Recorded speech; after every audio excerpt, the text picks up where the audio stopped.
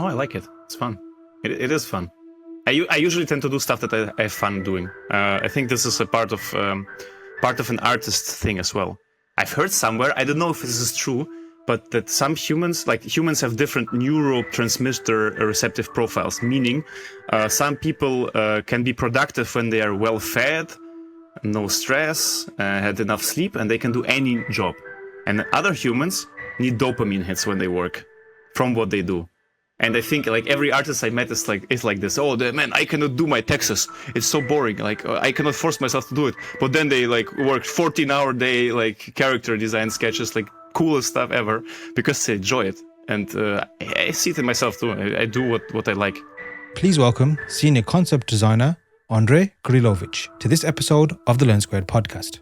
In this wide-ranging conversation, Andrei reveals why the core of all of his stunning art and creations is simply the pursuit of design perfection and the joy and need of customizing and optimizing his Blender setup. So let's jump in and discover plenty more about the life and journey of this prolific artist. Let's go.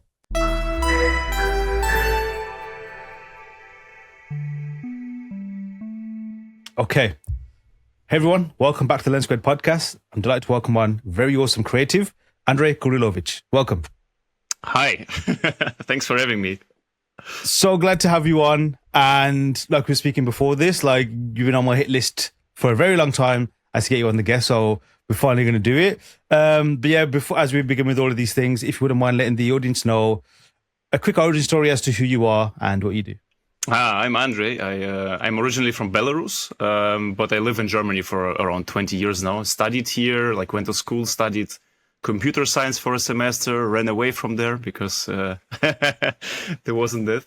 And then I studied visual effects, mostly 3D in Berlin, where I figured out that I kind of want to do concept art and not that. Uh-huh.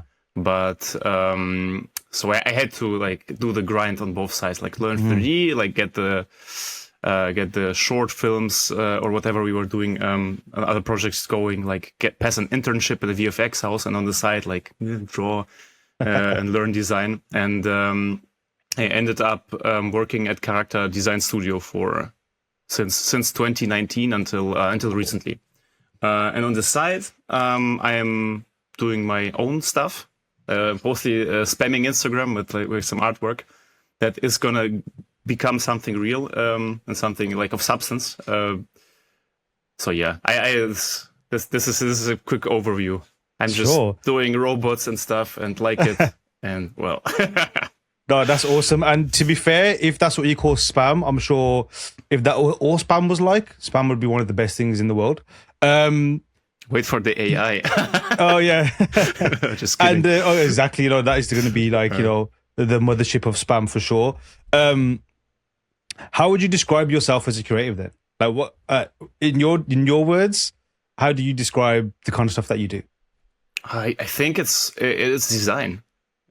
I'm a designer. Like I wouldn't call myself an artist. Like I don't know what art is. It's such a differently defined term. Like everyone defines being an artist as something else, and I think a designer is, I would describe it as a visual engineer. Like you have a problem and you solve it, or you have a goal that you want to reach with your design, and you kind of check some boxes. Of course, there is a lot of creativity in between, but in the end of the day, you do something that does something. And for me, I would say this is design, and I would say that's what I was doing all the time anyway. Interesting. So would you say like when you set out doing something, your goal is pretty clear every time, like it's goal oriented? No. Okay. I mean, especially like when you are at working for a client, right? You usually have a goal, like, or the client has an expectation of what you're doing, and it makes a lot of things easier because you have like your goal and you can solve it like in different ways.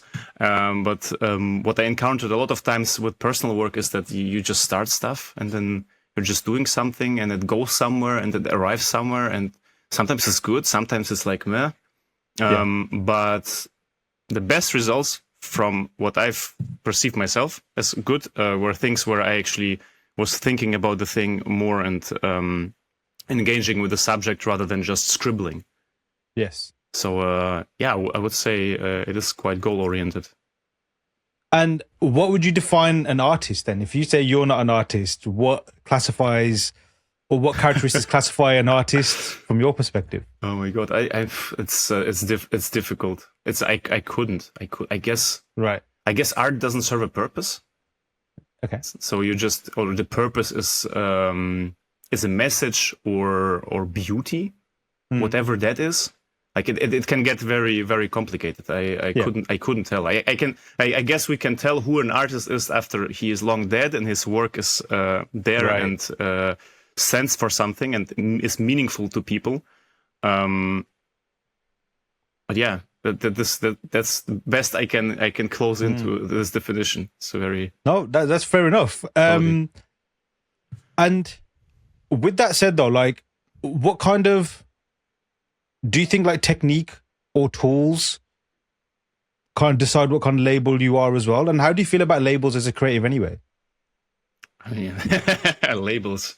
I mean, labels are things that help us categorize the world. You know, like you cannot live without them. Obviously, when you engage with something, the labels kind of melt, so they become a bit more fluid. So I guess for me that's that. But I never think about like am I an artist or a designer? I just do my stuff and like I kind of know what I want to do with it, and I just do it. And I mean, at the end of the day, people can decide if it's art or design or whatever.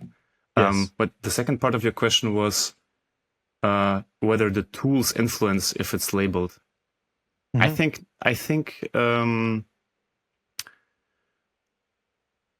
not. I think to a certain degree, yes, because like there are tools that you have to categorize stuff as art, let's say, because it has to be something, and if it's everything, it cannot be that. Just because like everything is art and nothing is art, and then the word is meaningless, right? So I guess they do to some extent, but when we talk about like drawing and modeling or poetry, yes, everything of that could be art, I guess. And VFX. So do you still kind of do VFX, or have you, when you said you switched to concept art, are you fully a concept artist now, or do you kind of like straddle both realms? Yeah, I like doing some animations and stuff. This is a thing that I discovered that I feel like with the skill set of concept art, and since the skill set is very 3D based from how we were working at Karaka, we were doing like most things in 3D. Like 99% the scene was in 3D, and I felt like, okay, I have that stuff already. I know how to build a very complex working 3D scene, and I just need to like put the camera and like move the camera a bit through it, and it already comes alive, and then you can stack stuff on top. So not VFX, I guess, but animation is something I'm very interested in, and I keep dabbing into it a little bit here and there, doing a little rig, a little bit letting things come alive, because I think for concept art is also a beneficial thing, especially for hard surface stuff. If you show how it moves. Yes. I think like if you think about the hierarchy of attention that your design pulls, I guess like shape and value is very much up there. Like if you have like a very strong black and white contrast, it's gonna pull your attention, right? And then the other stuff comes after. But when it moves, this is the thing that gets your attention. Yes. So the way things move, it's very instrumental. And if you're designing like mechanical stuff, it's very interesting for me, at least, to figure out at least a little bit how it moves. Maybe even like a jittery idle animation of a car driving or a spaceship flying. It's I think it helps. It helps selling the idea to, and also understanding yourself, like what it is. Yes. But it's an extra effort that you have to put in there. But I think that's a very important thing you mentioned there, especially like when it's design. And I think hard surface in particular, or things that someone has to use. So whether that's a prop or a vehicle or what have you, whether it's a game or even in real life, like how things move and how things interact, whether you look at it from a design perspective, like ergonomics, or whether you're looking at it from like, say, entertainment perspective, like maybe motion, for example, like the movement is absolutely key.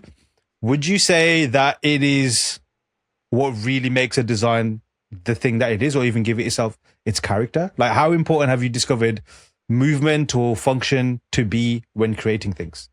depends on the design, to be honest. It depends on the design. Like the less it has, less play it has in its animations, the more you focus on the shapes, I guess. Yes. But the more it moves, the more this takes over.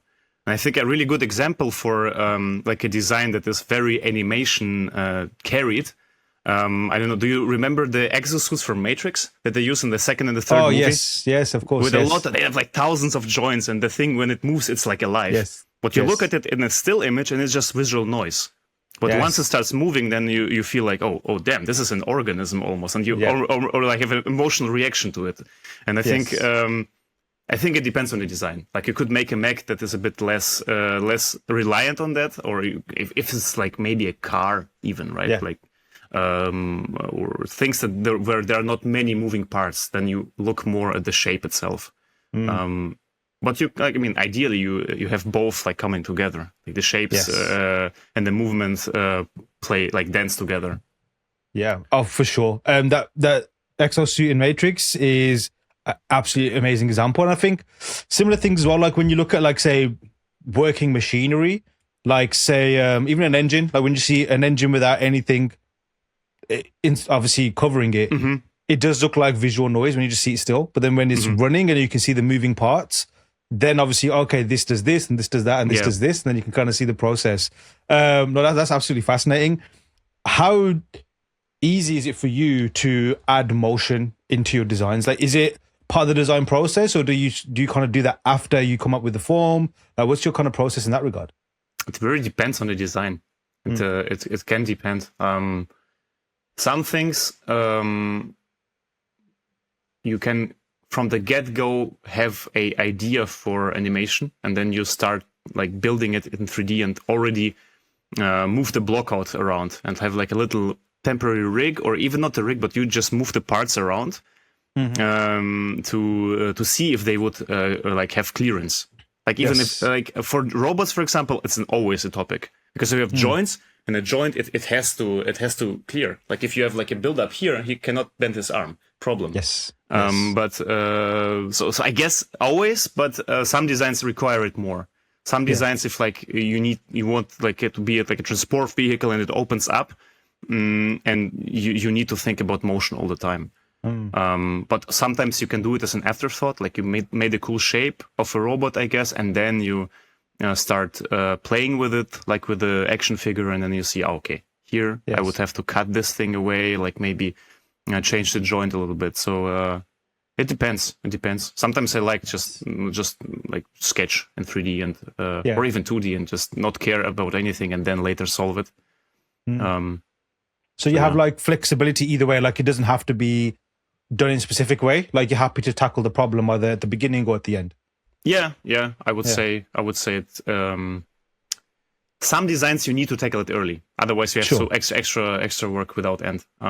So with some things where you have it in mind what it's gonna do, you have to do it from the beginning. Otherwise you will build something but it doesn't work, and then you have to rebuild it.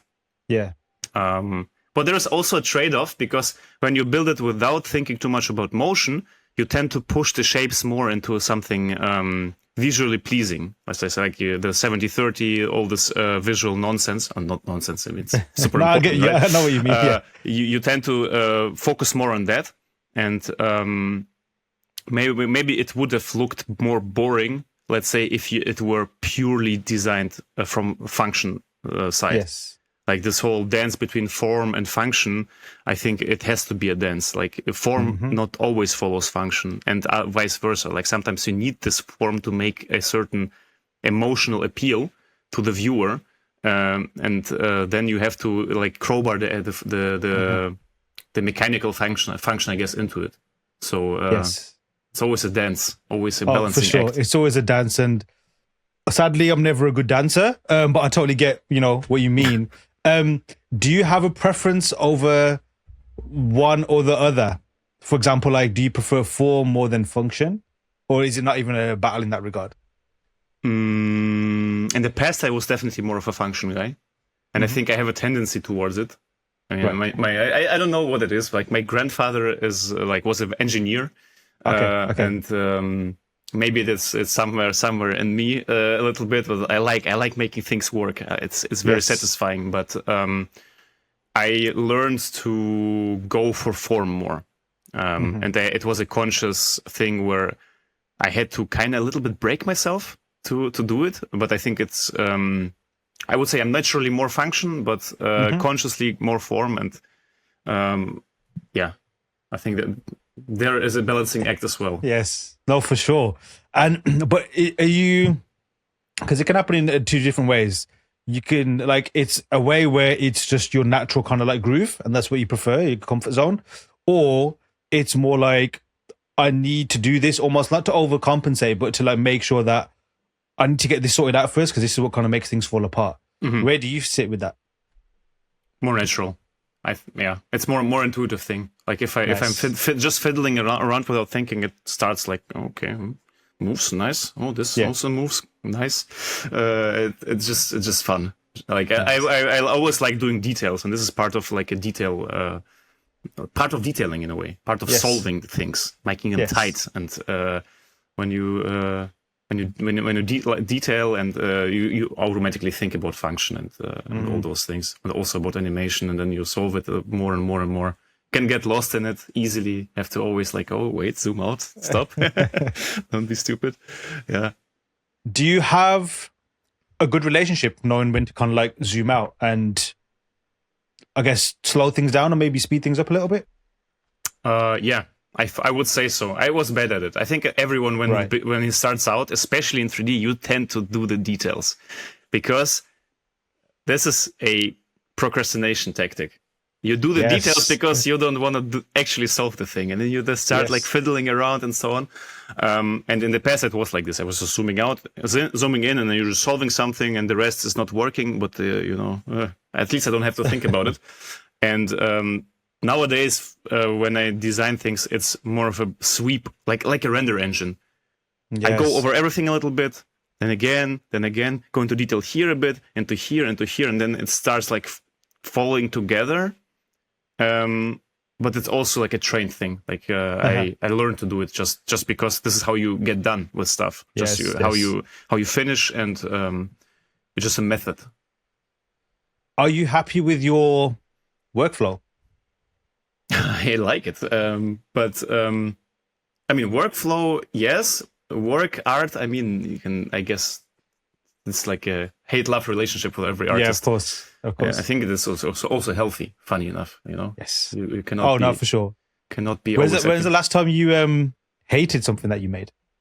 Whether it was released or not, but like, do you remember having that feeling of like just complete hatred or like despising this process or this thing that you made? Oh my God, this is a tough one, but it's been.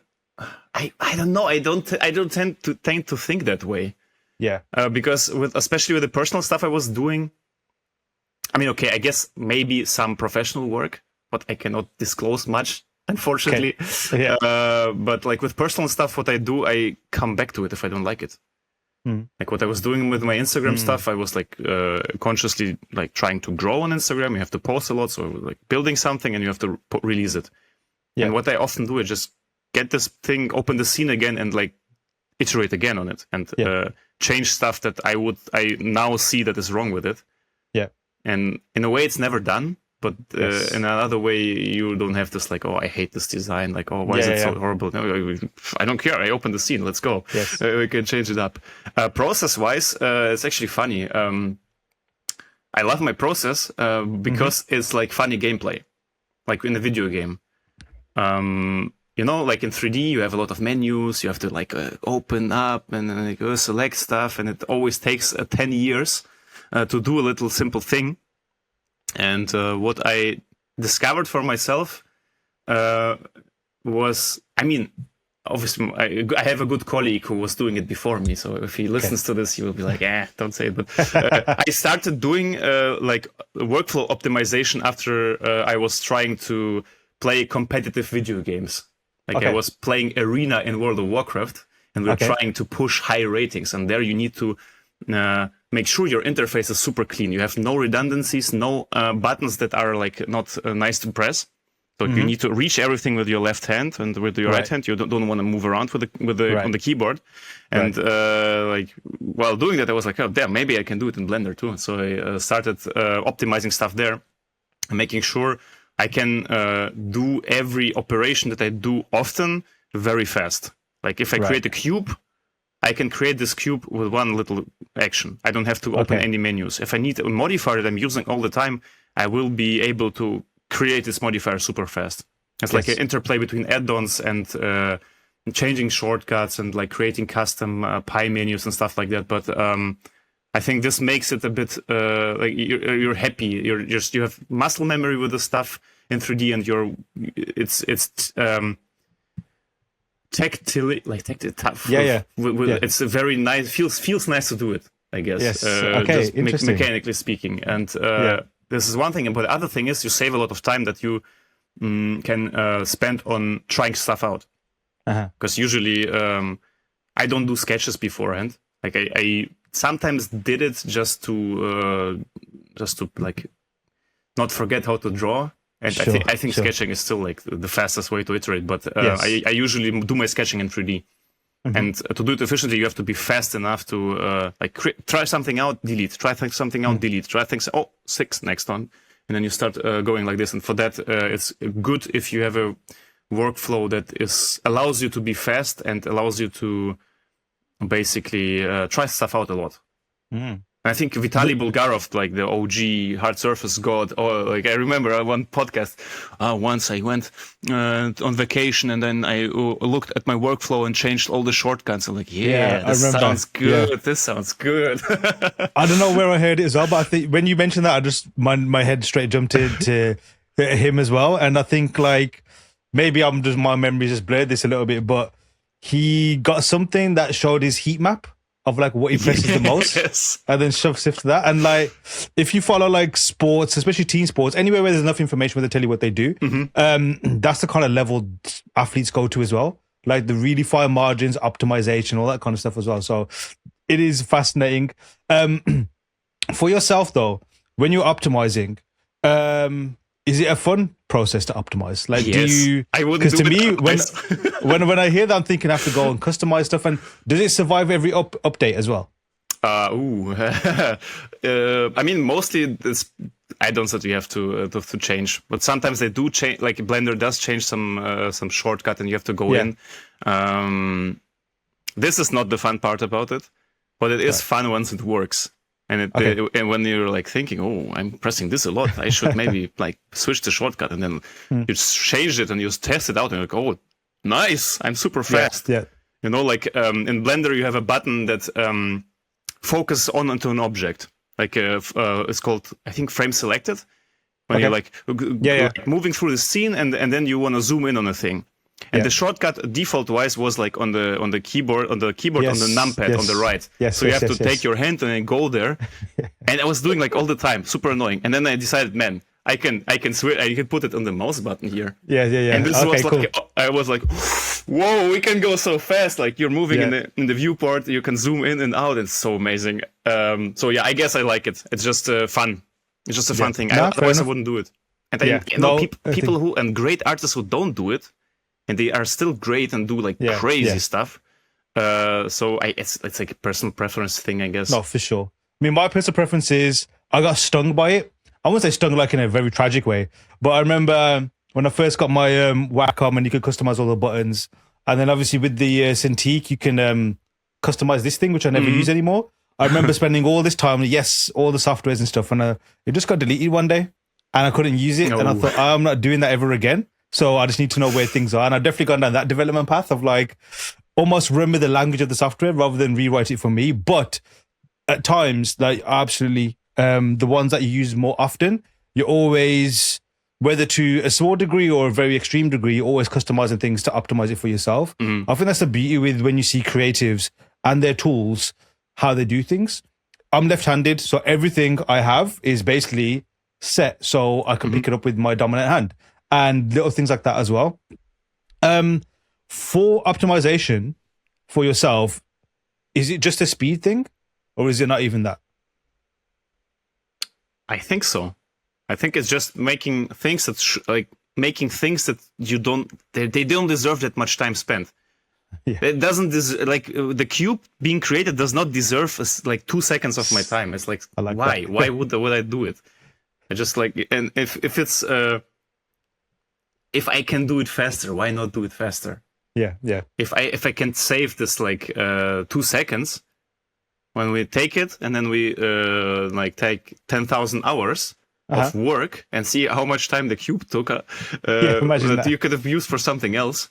I know it doesn't quite work that way. I know if you are like creating stuff and clicking in 3D, you're in the back end, you're thinking about the design.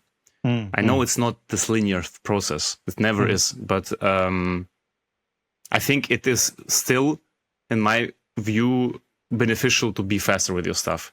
And it's a bit of a thing where you come close to the ultimate tool, which is pen and paper. You know, it's a very easy tool to use. You're like, and you draw it nice. With 3D, you have like this bridge of input. And I think making it shorter, it's generally beneficial just because of the speed. Yes. No, for sure. Regarding tools in general, like, is it Blender that you use now, and has it always been Blender? No, I started with Maya actually.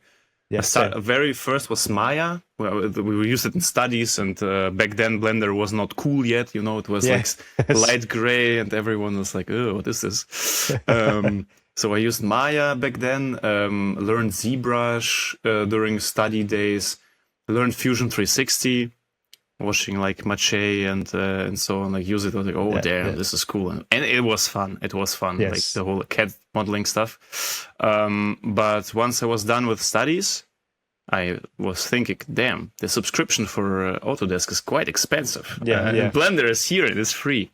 And I had a colleague in my internship at Pixomondo called Manuel Grad. He was like a matte painter / concept artist. So basically, the guy was doing a concept, and then he did the final movie shot himself in Blender. Right.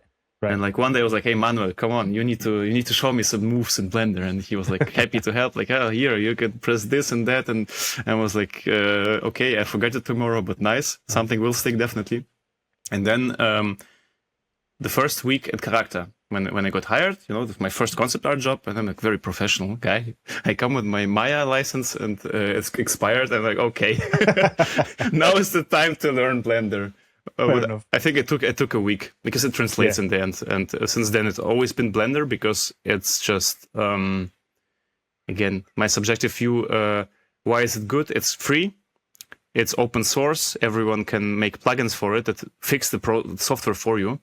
It's like, you know, in video games in Warcraft 3, you had Warcraft 3, and some map editor made Dota, which became the bigger game in the end. Right. So, and this is what Blender kind of does. We have a software, you have the code for it.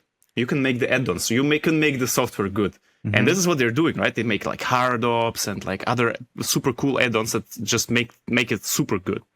And this is like, I guess, the main reason. And for concept and hard surface wise, why polygons I think are, for me personally, superior to CAD is I'd never go that deep into detail. And when I do, then it would be worth it doing CAD. But when you are like molding a design, like sculpting it pretty much in polygons, it's just way easier to make big changes when you have like a modifier stack, when you have the words, you can move them around, you can stay non-destructively way longer, and thus not worry about committing to some things. Like it's like a control Z kind of mentality. But it works, and it's super fun to do big changes into your design when it's already detailed. And you're like, okay, I make it longer here. And when I think back in Fusion 360, it would be nightmare to do. But I know that if you go like into the finicky, super nice bevels and chamfers, it's sometimes even more. It would make sense to go ahead and just rebuild the thing, having the proportions in the CAD software. But I'm too lazy for that. It's fine. I look at it in the render mode. I like fake the bevels with the bevel shader, or if I need it, I go ahead, do retopol and make it work. So Blender. Blender, of course. I mean, like, I think of many things that are happening throughout human history and even currently as well. There's a lot of dystopian things happening. I think Blender's like one of the most utopian things if you think about it. Like it's free, so much positivity around it. It's always going to seemingly get better and better and better. And it's always seemingly going to be more and more free. So yeah, maybe some other people can kind of copy that model and let's see what they can do with it. I guess one final thought on optimization.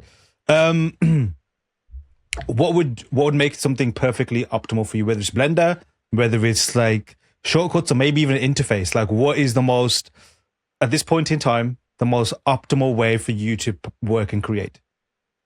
Can you like define what you mean by optimal, or what I would consider optimal?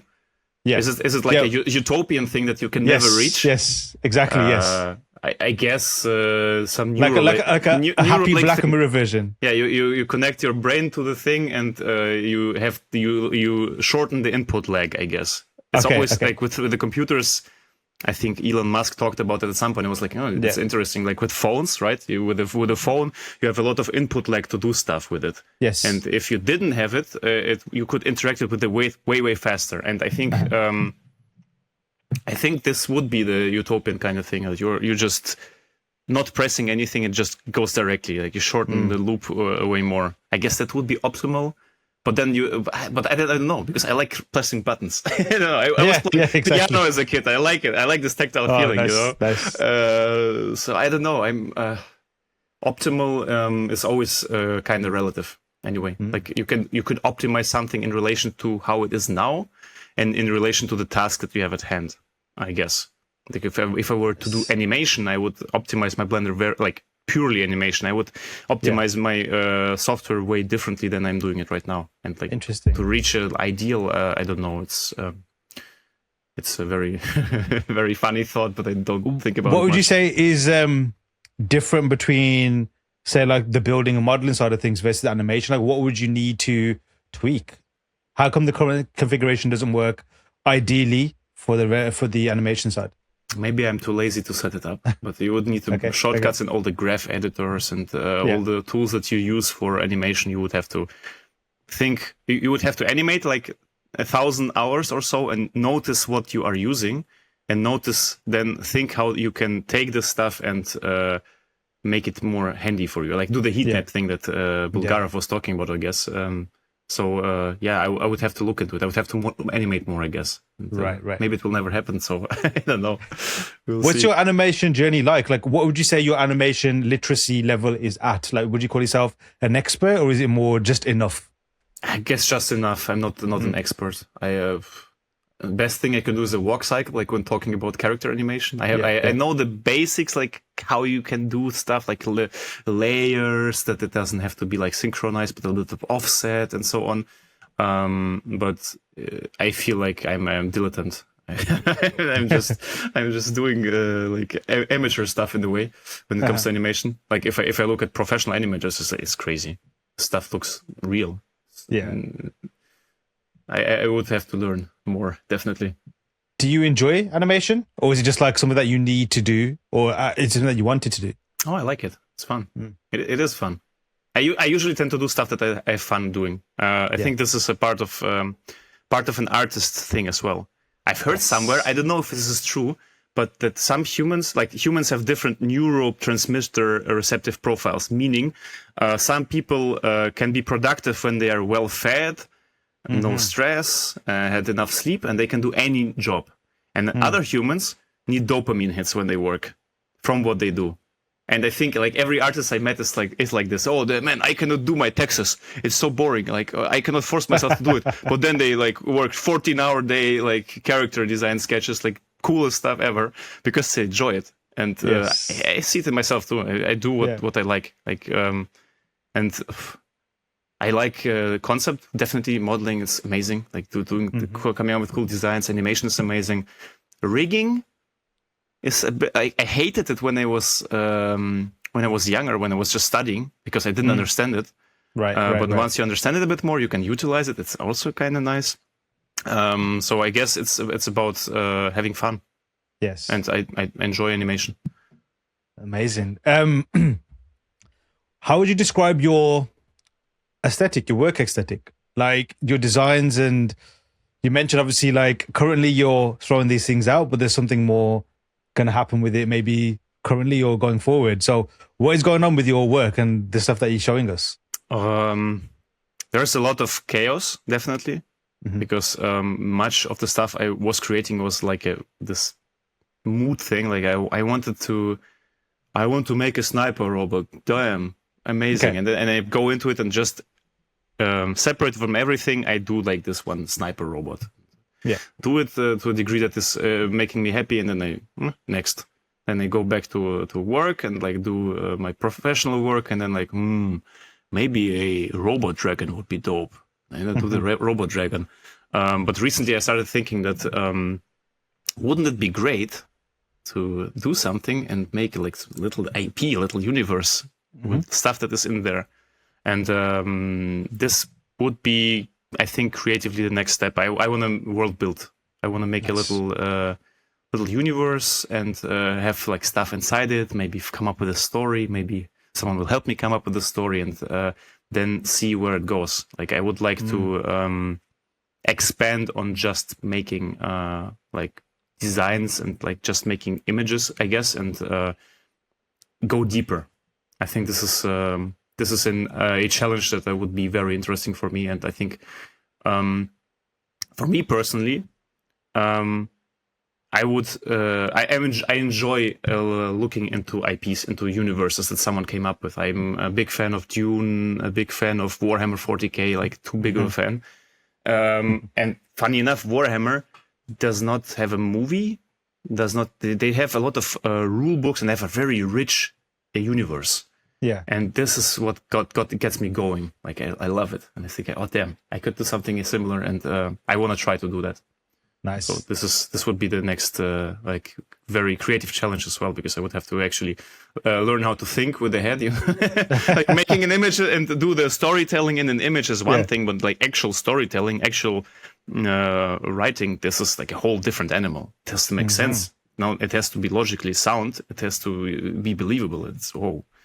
But very exciting though. Yeah, I was just going to say, like, as you say that, obviously you're looking into it, you're understanding kind of like a challenge ahead. Obviously, is that something that's kind of daunting, kind of putting you off a little bit, or is it almost the opposite and drawing you into even more?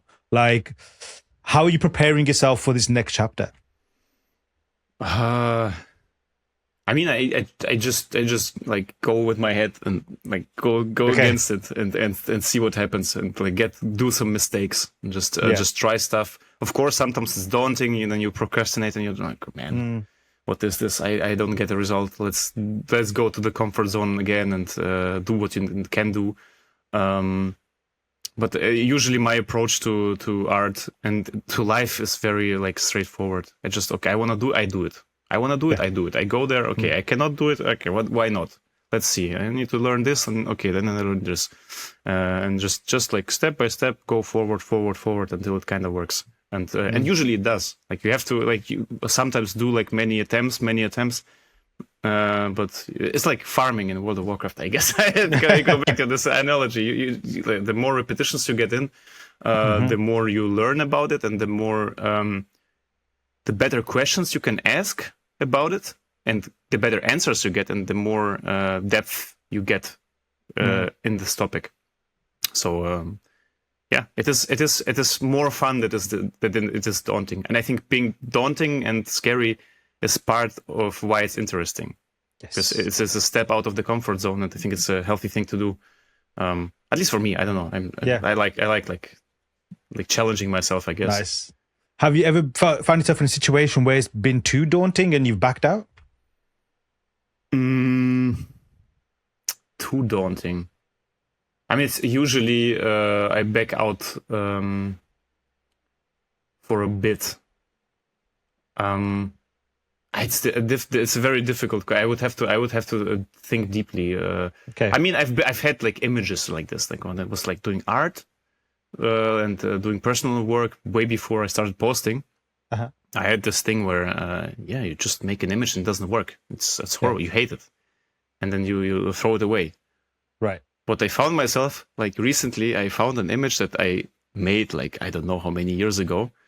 I had like this little crazy universe thing with the Soviet Union conquered the planet and so on. And I had like this cool image where like police is trying to break into a guy's apartment, but he's like a cool spec ops dude, so he's waiting for them. And it was like this a shot that's looking through the cutout wall. So it's basically like a dollhouse kind of thing. And I remember hating it so much. I was like, damn, it doesn't work. It's horrible. The light is horrible. It was like too much of a complex scene. And I dropped it. But I could see myself going back to it today and like rethinking it, and it would make fun. Yeah. So never give up. True, man. True. It depends, and I think, though, if it's I think a lot of artists have had similar kind of things where they do something, and I guess maybe it might be the case of this, or maybe not. But like you sometimes bite off more than you can chew, and then it just becomes either unbearable to complete, or it's just kind of like you're not able to solve what you need to solve to complete the goal. What would you go back and change in this particular project? I would just want like a quick thing about the trying new things. Sometimes you have to back out. Yes. I think sometimes there is things that it's not for you. Just this, like, humans are different. Everyone has his strengths and weaknesses. Whether you're born with them, whether you acquired them, some things are just not for you. And I think it's also important to know when to stop. I mean, in the terms of art, it's like a different kind of thing, I guess, because if you're in art, you can get by. But just an example from my life is like my semester of studying computer science. When I was finishing my school, I had the option: do I do something creative or do I do what makes money? Pretty much, because like Belarusian grandparents always have like the son of the great uncle. He is a programmer. He makes good money. And I'm like, okay, maybe I should go become a programmer. But I went there and I noticed that it's just not for me, and it was just not fun. Yeah. And this is something. You need to quit sometimes, but not because you, I guess, didn't put enough effort into it, but maybe just because it's not for your soul.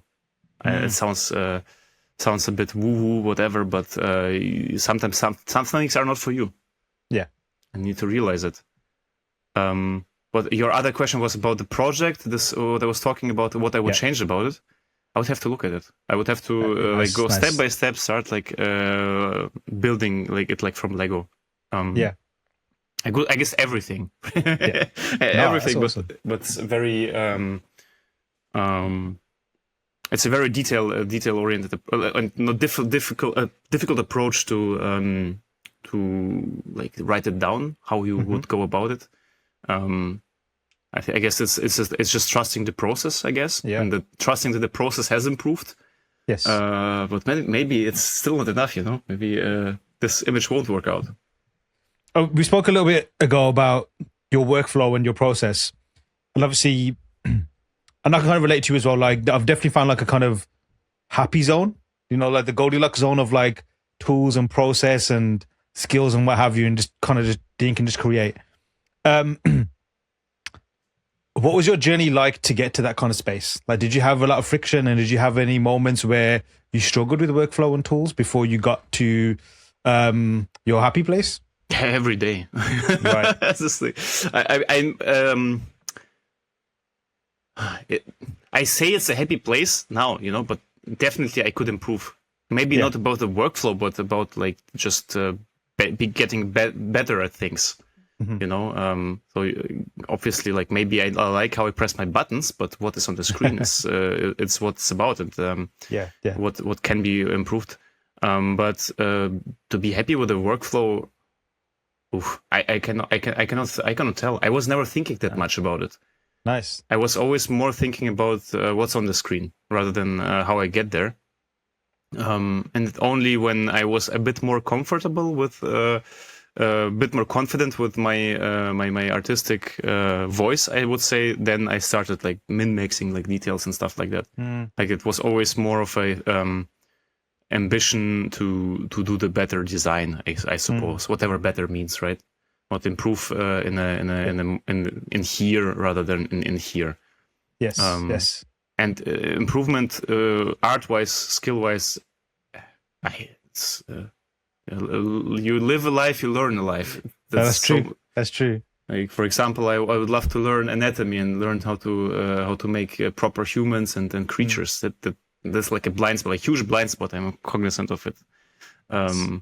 Or like drawing, right now. Like I'm very. I think this is a thing. Every artist who knows how to draw, he has like imposter syndrome and feels like, oh no, I should be drawing more. But if you are like not great at drawing, oh, let me tell you, this is always like a thing where I think I'm not a real artist. Right. Like how did I make it here? I couldn't draw a perfect human or something like that. So there's many blind spots, but I wouldn't say they're workflow, but rather it's not workflow, but rather the actual artistic skill. You mentioned confidence, and I know it's always like a fleeting thing. It's like the weather. Sometimes it's great, sometimes it's stormy, and it's not the best. But there is a stage I think every artist goes through in their journey where you kind of reach that mode where, okay, there is a confidence in terms of like, yes, I can make what I intend to make. Obviously, there's never like a one-to-one with what's in your brain, whatever comes out. I'm sure some people get close, but I believe there'll never be a one-to-one. Never. What was your confidence journey like, and when did you kind of get to that? Obviously, I'm not saying like, you know, I know it can come across like maybe confidence is an arrogant thing, which I don't believe, but I can see why people think that. But as an artist and a creative, I think confidence is one of the most important things because it's another way of describing trust. So yeah, what was your confidence journey like, and how did you? When did you start to feel like, oh, I'm confident? I mean, everyone is inconfident or unconfident in the beginning. It's like, you know, at Karaka, it's like a common meme already, you know, like if someone comes in, even if they have the greatest portfolio, if they're like made the best bachelor or whatever, they come and they are like, oh, hell no. This is like, how did I get hired with those guys? You know, I had it as well. I came there.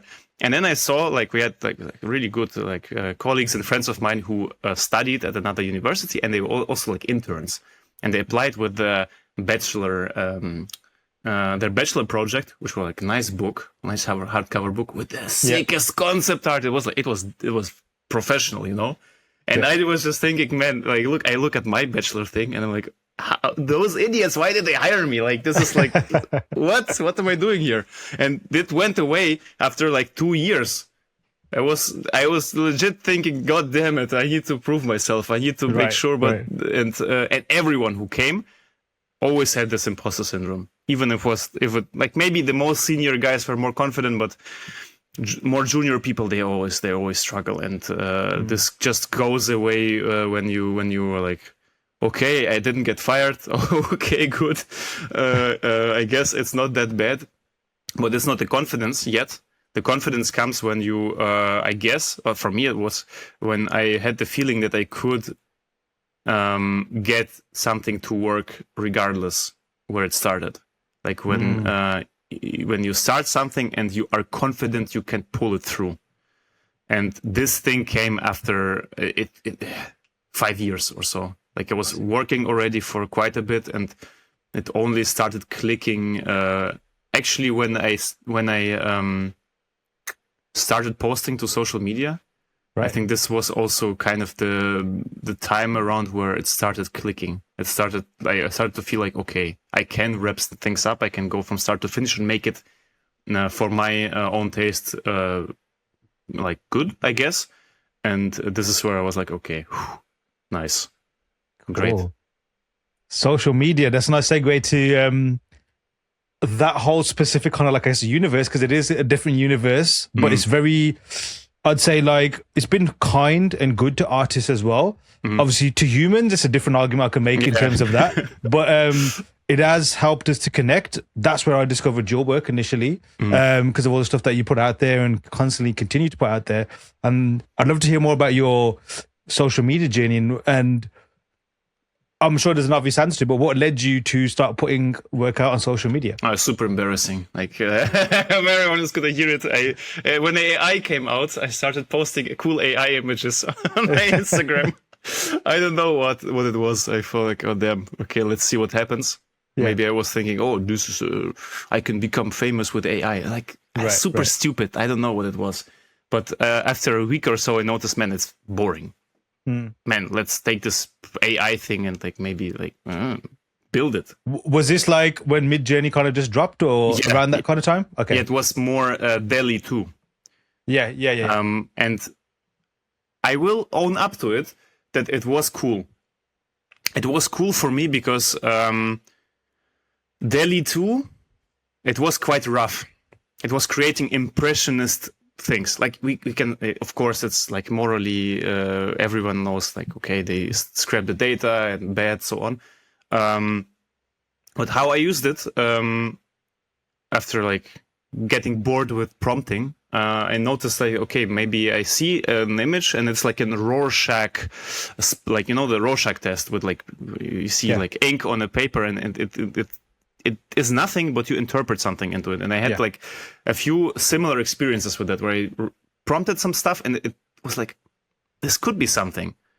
And then it led me into building a thing out of it, or not out of it. Like, I don't know. It was, if you look at the image and the final thing, you kind of see where it comes from, but it was like a kickstart, like a spark of inspiration, I would suppose. I think you have the same with looking at cool reference. Like if you look at a cool fish and you're like, oh, this cool fish could be like a spaceship and something like that. And for me, it started with this stuff. And but at some point, it was like, okay, I don't need this. I can just come up with my own stuff and just go fully into my own process. And then I was just building my own stuff and consciously trying to post regularly. Like the first months, I was posting every day. And first month, it was, okay, I make a design in 2 days. I post like 2 different renders on Instagram in 2 different days, and I have to do the next one. And I grinded to like quite some designs, posted them, and it was tough. You work and then you come home and okay, I need to work, need to do it. But I'm like in my head, okay, this is like, it's a fun game for me. Yeah. It's a fun challenge. Okay, let's see if I can do it. And what was fun about it was that I learned to finish stuff. Before I started with this whole Aurora Machina nonsense, I had difficulties finishing personal work, where you have an image, but you are not quite happy with it. You could improve here and there, and you keep like torturing it, and then it never sees the light of the day. It's gone. And with this stuff, I had like, okay, I have to post.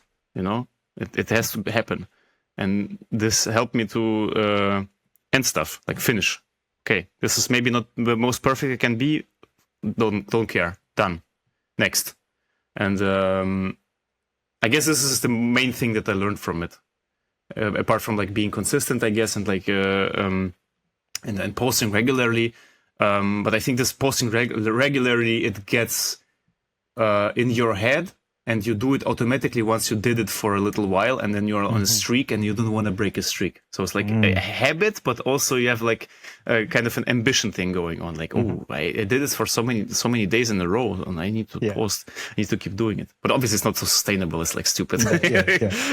You will break if you do it like every day. It's like Beeple. I don't know how he didn't go insane. But 9 years, damn. It's, I stopped doing it like after 2 months or so. I started every other day, and then like every 3 days, and then like when I feel like it, but still trying to be consistent. So yeah, it's something like that. So was that like, how many years ago was that? I think 3 years ago. 3 years. Interesting. What was it like? What was your social media life like before that? And even your art life? Zero. I didn't post anything. Like the only thing I posted was like some ArtStation stuff, like old stuff. Yeah. And then the Horizon Zero Dawn 2 artwork that I could release, and that's it. had a life before it. I had a girlfriend, and but then I started grinding. But to be fair, it takes its price, Like if you work full time and then you want to build your own thing next to it, kind of, which is, I kind of wanted to. What I wanted from this thing is to build a own brand. Like it sounds super like salesy kind of content maker kind of thing, but I think you need to sell yourself. Like it's good. It's good if you have a brand. You can do stuff with it. People know about you. You can be the best artist, but if no one knows about you, it's maybe suboptimal. Like it's definitely easier if people know you and know your work and they actually see your art. Of course, it's different. Like some people don't like it, don't never do it. They just do art for themselves, and it's like fine. But I found like okay, I can do like some more or less okay art. Maybe like I can make sure that people see it, and started going at it. So is that brand Aurora Machina? Is that what that is? Yeah, it's a stupid name. It's from it sounds cool, man. It's from the AI days, like a Dawn of the Machines. I was like, I was memeing around, like, the AI comes and takes over, and at the end, I'm like doing all my personal work myself, and this is like, the lore is not glorious. Well, that's sometimes the best lore when it's like there's some not so nice things at the root of it as well. It adds more mystery into it and stuff as well. But no, I think there's definitely a good point with that. Like, if you are going to go down the social media route, not the social media route, but like a content creator, whatever label we're going to give it in the future, where you are going to give, because what you post is entertaining, like it is usable. Obviously, when we look at other artists, we look at it from an artist lens, so we can appreciate, or maybe we can tell when someone's done something that's like, wow, that's like seemingly impossible. Or you could tell when someone's either, because we're familiar with what they've been doing, like they've made a big jump in progress. And there's many other reasons as well. Some just things are just badass and we just enjoy it. Yeah. But then you got the general consumer, which it is true. I mean, read Robbie Trevino one recently, and the way he summarized it was absolutely perfect. Like the percentage of people, humans that actually create and provide is so small compared to those that consume. Like it is a very weird ratio. And the stuff that you've been putting out, I can see like for the general consumer, like it's entertaining as well. That doesn't mean but there's specific reasons why that's the case as well, because they don't care. They will if they want to look into it, but they don't care what effort went into it. They don't care what blood, sweat, and tears went into it, how much you struggled to make it or how much you didn't struggle to make it. It's just, does it click with me and does it not? And then obviously when it does, then you can build a brand from there and how you want to do that as well. So what's that adventure like? Like, do you have any kind of plans with that? Are you in a happy place with that? With the brand thing? Yeah. There's always room for improvement. I mean, I have some ideas. Like the IP thing that I was talking about previously is like a North Star. Like I would like if I had like $100 million, and a team of strong artists, I would make a game like something like, I don't know, Fallout, but in a different setting, like a RPG game. Third person, first person RPG. Like I would do something like this, like in a universe. So this is like a North Star kind of thing. But right now I'm focusing on doing some educational content actually, which is gonna be one of the income streams that I will plan to create, so I can eat and drink, Nice. And while doing that, I will think more about how I could make this universe that I'm building. And the universe will be with the pirate ships, with the spaceships, with the nice. The stuff. And I'm still thinking what to make out of it, because I have a lot of fun creating for it. I had a lot of fun doing this wild stuff. Like recently, I did like some space nights. That they live also in this universe, and I feel like this kind of bit of weird, not weird, but like funny vibe, I guess. It's fun to design for, because it's almost like you're playing like a child. Like, I like knights. I will make a knight spaceship and a castle in space, and it sounds sounds like a child would come up with it, but like, I like Yeah. it. Maybe Nice. I don't know. And I'm currently thinking how to make it into a real thing. Like I have some ideas. I don't know, maybe tabletop, maybe game development. But I have to think about it, and it's I don't wanna say anything that I'm not gonna do in the end. Sure. But this is kind of the rough pathway where I wanna move with it. But it sounds like an exciting pathway as well. Like it's nice to get to that stage where you are thinking about these things and where to take it next. Because as much as we love making things and like, finished image, like there's always more life that thing can become. And some of our most beloved things are things that are running around on screen, either, as a film or an animation or a game or what have you. Do you have a specific criteria? Because I know like there's like certain things where I'm sure having conversations where you're thinking, okay, this is what's most feasible. This is where things would fit best, but no restrictions at all. What would you prefer to make? And what would you prefer to build and give to your audience? Isn't that the best experience for them to experience all this world and these nights and these pirates that you've created? Game, definitely game. Yes, I'm a gamer. I have so many thousands of hours that I like burned playing video games. But well, it's me. I have to be honest. That's why I enjoy, and I think that would be the best thing. But also, if there is a universe that you have, maybe a game for it, you can make cool short films with it as well. I would love that. But I think top 1 game, top 2. And top 2 would be like short films and like cinematographic stuff, and along with it something like physical, something like came prepared, something like this guy. Nice. Some miniatures and toys. That would be fun. Is that you printed that yourself? Yes, this is like a little robot design that I built. Sick.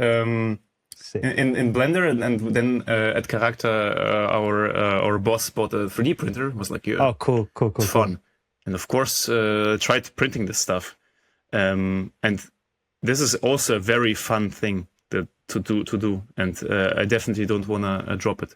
I don't know if it's the space pirate theme fits it well, because maybe for physical miniatures it should be something else, but this is also, I think, that I'm actively thinking about, and amazing. When you obviously the stuff that you post and put up there, obviously I know like some are like more, I guess you could say sci-fi, some are more like say like the piratey side of things. They definitely have your flair to it as well. I always assumed that it was from the same universe, or like they're all kind of like existing in the same kind of thing. So it's interesting that you said that they weren't, but I guess it's a testament to your design skills that they do feel like they live in the same place. Why do you kind of tend to end up in this style? Is it a conscious choice, or is it just, again, like where your spirit takes you? Spirit takes me. I like trying stuff out. Like I have like a lot of stuff that's like anime inspired, like straight up fan art. Yeah, like I did some Evangelion fan arty stuff because I just wanted to try it, and I like the vibe. I like the vibe, so I kind of like this colorful and very, very saturated colors, the graphic designy almost vibe. But I also like the grim dark, very strict, very serious, desaturated with one red light style, and a lot of stuff in between. And I keep like jumping from thing to thing, and I mean, it's funny that you say that it could all live in one universe. I was like, oh damn, is it really? I would assume that it's a bit. I have some range that I do, but it's mostly because I don't know. I do what I feel like doing. Yeah, and it's sometimes very different from each other, I suppose. And going back to what we mentioned earlier on, like seeing them in motion, like. What I enjoy, obviously, the way you present it as well. Like you see them kind of like in their, I guess what you'd assume, and people looking at it like, oh, that's just a rendered image. Then it comes to life, and then that adds more to it as well. In terms of the character, the design, and everything. And it's definitely giving me food for thought as to, okay, yes, put more time and attention into how things move and interact, because they add their own character. Like look at animals, the way certain things like a gorilla moves. the way it moves gives its legendary, like mythology as much as it is how it looks, for example, versus a tortoise or a snake or something like that as well. So it's super cool that like you've shown in a digestible way. Like it's just fun to look at, but it also is a great design exercise as well. How long did these take you to make? Which ones? You mean the Any of them? Anything that's animated and designed and stuff. Oh, there's range. There's range to it. If I have this, if I did like this fan art of Nilo Keras from Al Noir Zero, it's like this purple anime robot that looks like an egg almost. It opens up with the claws, like straight up fan art. And it was like an exercise in rigging. This one like took a week because I had to learn how to rig stuff. But I fell in love with the design because I saw it somewhere like, oh, that's interesting, and it took me quite a bit, but it was mostly a rigging. Of course, like I did the shapes my way a bit, and like this isn't straight up copy, but like it went through my filter, but it was way easier than actually like designing stuff and then animating. But it can range, like the design stuff. If it's something in the comfort zone, I could make a machine in 2 days, like 2 full days. And then spend another 2 days to animate it. But the more complex it gets, and the more it's actually thought through, and the more I'm actually doing it, trying to do something new, the more time it takes, because I become more critical and start questioning myself, questioning choices, and I go like call up friends. Hey, look at this. Is this trash or what? He's like, no, but this could be better. Like, oh, true. And then it becomes like an iterative process, almost like client work, where you have like an art director, you like 5 friends or whatever. You're all annoyed. They all tell you different things. You're like, oh, who do I listen to now? But it can range. It can range. Like for example, I did this like space turtle thing, for the pirate. World, like a huge turtle ship. It took me, I don't know, 2-3 weeks after work, like modeling the tubes and modeling the stuff and doing over sketches. But it ranges, but it's never something that I guess I never go that detailed that it takes super long, like months for one thing. I would also get bored of it. Like if I do it this way, then I will work on it and I will drop it for a bit, do something else, and then I come back to it. And then it's difficult to say how much you worked on it, how much it's actual hours you put in it, and how much you thought about it, and it's difficult to track. Let's talk client work. What is Andrei's creative process or even mindset when dealing with client work? First of all, I just worked at my beloved Karaka design studio. I mean, mostly I had some freelance gigs as well, but I was mostly working at Karaka, and it was a great experience. It was amazing. It's a great team of artists. Like we were an outsourcing studio, what I was part of, with different with art directors communicating with the client, and then communicating with us, and we then did work. And every week, I guess, we brought some stuff that then the client reviews, and then you get like feedback, and then you iterate.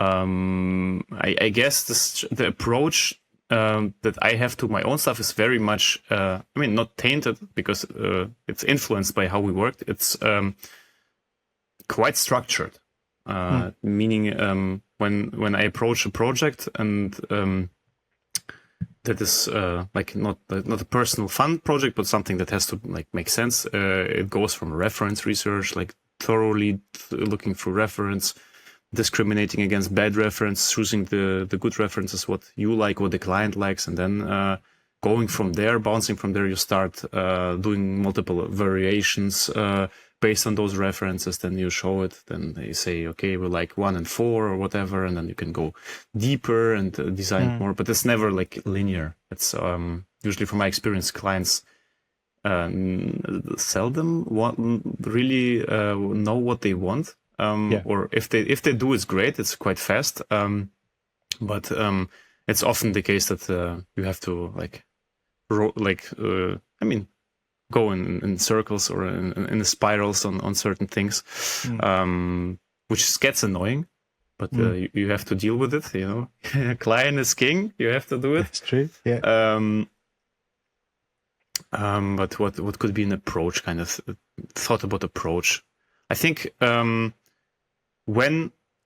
client work, always new project is always super fun. Like whenever a new project comes in, you're very excited about it. But with every project, even if it's the coolest project ever, at some point you ate enough. At some point you had enough, kind of, and you are like, it's a job in the end. It may be the greatest job ever, but it's a job, and there you have to. I think. The little separation between you and the product, because I'm a believer that you shouldn't worry about things that you cannot influence. Try not to worry about it too much, because at the end of the day, you do your best work. You put like yourself into it necessarily, but then you have to like be happy, like try to like say, okay, I did my best. You guys, you guys give your feedback, and then we work from there. But don't try not to take. I tried not to take it home with me that much, like not to overthinking that much, and make it influence how I function on an everyday basis. Because especially on a long span of time, if you work a lot on a single project and it gets too much in your head, you can burn out. You can burn out from it, and you cannot do anything. You're like, oh. You feel stressed, you feel emotionally like down, and I think this, for a longevity kind of thing, it's healthy to sometimes to know when the work is over. When did you get into character, and how long were you there for? I joined 2019, and until December of 2024. Cool. It's been 5 and something years. I've only heard great things about character. How did you get in? Because obviously we got a lot of listeners that are students or starting their own journeys into life, and on their pathway as well. Like, what would you? Yeah, just let them know like how it was when you got in, and I guess even if you can remember what your mindset was like when you were applying. Well, I remember it was because it was I was studying at my VFX school. And we had, before the bachelor semester, we had a semester where we had to do an internship. Everyone had to do an internship. Everyone had to apply. And I was like, oh man, I need to do concept art because I want to be a concept artist. And basically, of course, in Germany, in Berlin, where do you apply as a concept artist? I looked it up. Okay, you can do like video game studios. I applied to those, but then I found Karaka. And I'm like, oh damn, they have like great stuff.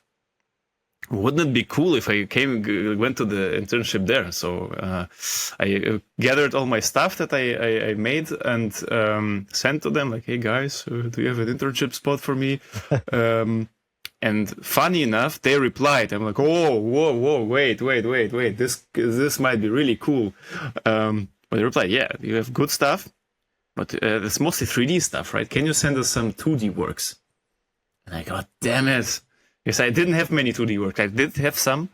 Of course, like I had to polish them in one day to send it to them tomorrow. You know, I had like, I don't know, 4 artworks that I had some point. I was like working all night, like trying to fix like stuff in there. I sent it to them like, yeah, sorry, no, not this time. Like, damn it, no. So then I went to a VFX house in Stuttgart. Pixomondo, where we did like VFX. I was a 3D artist and did some matte painting in the end because I was annoying them that much. They hired me for 3D, but I was like, hey guys, can I do some matte painting, please? They're like, no, like, come on. And then in the end, okay, do it.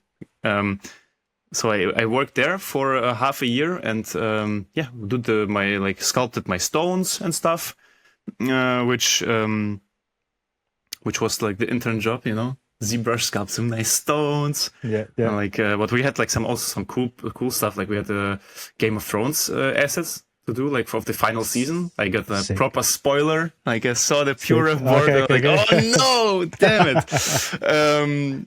But that was fun, and the people were like fun, even though it was like very crunchy, very much crunch time. Like I got this VFX house vibe from them, where they were working hard and putting in a lot of sweat in there. But I worked my like 8 hours as a 3D guy, and then I went home and did the JAMA tutorials and did the Mache thing and this and that, and was like watching tutorials and trying to pump out concept art. Like I was trying to level that thing up that I couldn't level otherwise. They wouldn't let me do matte painting, so I have to learn 2D myself somehow. Yes. And the good thing was they had some concept artists there. Like Manuel Grate, the guy I talked about a moment ago, who was doing this shot solo. He was a great concept artist. And there was like another guy, Benjamin Heulriegel, also great guy.